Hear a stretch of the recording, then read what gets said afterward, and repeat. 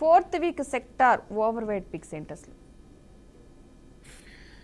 So ఇప్పుడేంటంటే మనం చూసుకుంటే సెక్టోరల్‌గా చూసుకుంటే ఇన్ని రోజులు ఫార్మా మీద అంతా ఒక ధైర్యంగా ఉండింది. ఇప్పుడు సడెన్‌గా ఆ సెక్టర్ గూడా ఇబ్బందికొచ్చింది. Only automobiles and auto components ఒకటి, బ్యాంకింగ్ అండ్ ఫైనాన్స్ ఒకటి, and also cement and consumer durables especially considering ఇంకొక 10, 15 రోజుల్లో చాలా కంపెనీస్ వాటి నెక్స్ట్ క్వార్టర్ రిజల్ట్స్ కూడా స్టార్ట్ చేస్తాయి. ఆహ్, అలాంటప్పుడు ఈ కొన్ని ఏవైతే లాస్ట్ ఇప్పుడు ఇన్వెస్టర్స్ చేయాల్సింది ఏంటంటే ఈ వీకెండ్ స్టడీ చేయాల్సింది ఏంటంటే లాస్ట్ క్వార్టర్లో ఏ కంపెనీస్ అయితే మంచి గైడెన్స్ ఇచ్చాయో వాటిని ఒకసారి తీసుకొని వాటిని స్టడీ చేసుకుంటే మాత్రం చాలా స్టాక్స్ ఉన్నాయి మనకి. కొన్ని ఏంటంటే పర్ఫామ్ అప్పుడు చేయకపోయినా నెక్స్ట్ క్వార్టర్కి మంచి గైడెన్స్ ఇచ్చాయి. అట్లాంటి స్టాక్స్ని ఈ వారాంతం చూసుకొని వాటిలో ఎంటర్ చేయడం, ఎంటర్ కావడం ఇప్పుడు ఇది ఇంకొక 1 మంత్ కోసం రిజల్ట్స్ వచ్చేంత వరకు ఎంటర్ అయితే మాత్రం షార్ప్ రీరేటింగ్ జరగచ్చు. ఎస్పెషల్లీ కన్సిడరింగ్ ఏంటంటే మన జిఎస్టీ తగ్గింది. తగ్గినప్పుడు ఏంటంటే ఏవైతే స్టాక్స్ కన్జ్యూమర్ ఫోకస్డ్ ఉన్నాయో, ఎక్కడైతే ఎగ్జాంపుల్ ఇన్సూరెన్స్లో కానివ్వండి, చాలా మట్టుకి ఈ ఎఫ్ఎంసీజీలో కానివ్వండి, కన్జ్యూమర్లో, ఆటోలో, వీటిల్లో కంపల్సరీ ఈ స్టాక్స్కి ఇప్పుడు రీరేటింగ్ జరిగే అవకాశాలు ఉన్నాయి. ఎందుకంటే సేల్స్ కూడా ఇప్పుడు ఇంప్రూవ్ అయ్యాయి. నెక్స్ట్ ఫ్యూ క్వార్టర్స్ వర్షాలు కూడా పడ్డాయి కాబట్టి రూరల్ డిమాండ్ పికప్ అవుతుంది.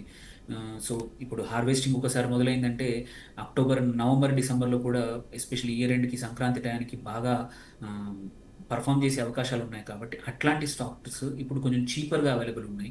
అట్లాంటి వాటిని కొంచెం ఒక 3 నెలలు 6 నెలలు అనుకుంటే మాత్రం హోల్డ్ చేసుకుంటే అప్పటికి మంచి డీసెంట్, వెరీ డీసెంట్ లాభాలు షార్ట్ టర్మ్లో విత్ ఇన్ 6 మంత్స్ 3 మంత్స్ లోపల మంచి లాభాలు వస్తాయి. ఓకే అనిల్ గారు, ఈ short term, medium term, long term market trend ఇన్వెస్టర్లకు ఏమైనా ముఖ్యమైన సూచనలు ఇస్తారా? తప్పకుండా. సో ఒకటేంటంటే మాత్రం ఇప్పుడు మళ్ళీ ఈ టారిఫ్ది మళ్ళీ ఇప్పుడు ఇంకొక సెక్టర్ మనకి మన యాక్చువల్లీ ఏంటంటే ఇంతకుముందు వేరే సెక్టర్ల మీద పడ్డ దానివల్ల మనం చూసాం ఎఫెక్ట్ ఏంటో. ఒకటి dollar, Indian INR dollar price ఒకటి వచ్చేసి చూసుకుంటే లైఫ్ టైం హైకి పడిపోయింది.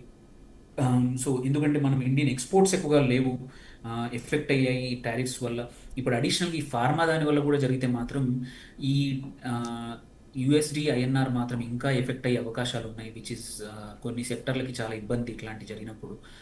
కొన్ని సెక్టర్లు మాత్రం ఈ న్యాచురల్గా రూపీ వాల్యూ పడిపోవడం వల్ల కొన్ని లాభపడే సెక్టర్స్ కూడా ఉన్నాయి. సో కొంచెం జాగ్రత్తగా చూడండి.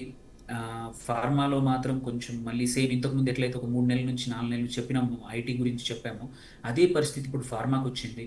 ఈ అన్సర్టినిటీ తగ్గేంత వరకు ఎటువంటి మధ్యలో వచ్చే న్యూస్ని కానీ వీటిని కూడా నమ్మకుండా ఉండడం బెటర్. క్యాపిటల్ డిస్ట్రాయ్ చేసుకోకుండా క్యాపిటల్ కొన్ని రోజులు ప్రిజర్వ్ చేసుకోవడం బెటర్.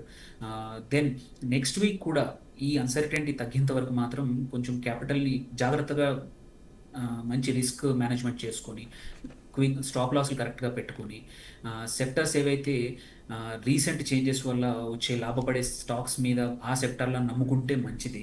అంతే తప్ప రిస్క్ ఎక్కువ తీసుకోకుండా, అండ్ మోస్ట్ ఇంపార్టెంట్లీ నెక్స్ట్ క్వార్టర్లో మంచి పర్ఫామ్ చేసే అవకాశాలు ఉన్న స్టాక్స్ని ఎంటర్ అవ్వడం చాలా ఇంపార్టెంట్. తొందరపడి పెద్ద పెద్ద పొజిషన్స్ తీసుకొని రిస్క్ ఎక్కువగా తీసుకోకపోవడం మంచిది.